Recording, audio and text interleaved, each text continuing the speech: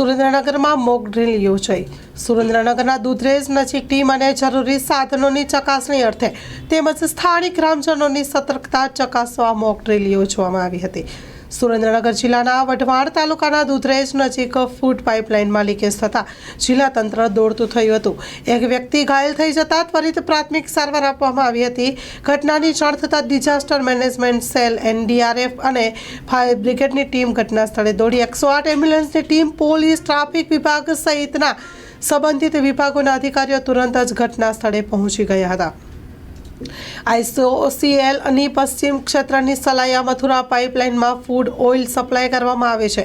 આ પાઇપલાઇનની જાળવણી, સલામતી અને સુરક્ષા માટે તેમજ કાટ સામે રક્ષણ અને સંરક્ષણ માટે કટિંગ કરવાની કામગીરી ચાલી રહી છે। કોટિંગ કામ કરતી વખતે પાઇપની સપાટી સાફ કરવામાં આવે છે।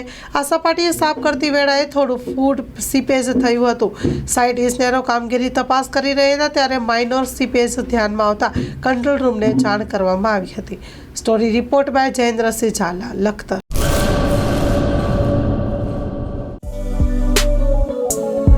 શ્રી અનંત ગૃહ ઉદ્યોગ રાજુભાઈ શાહ અને અર્ચનાબેન ચાવડા દ્વારા ગૃહ ઉદ્યોગનું સંચાલન હવે અમદાવાદમાં। કચ્છ ભુજની પ્રખ્યાત હેન્ડમેડ ખાખરા અને રોટલાના પ્રખ્યાત ગૃહ ઉદ્યોગની વસ્તુનું વેચાણ હવે અમદાવાદમાં। તો અમારું સરનામું નોંધી લેશો। વસ્ત્રાપુર તળાવ પાસે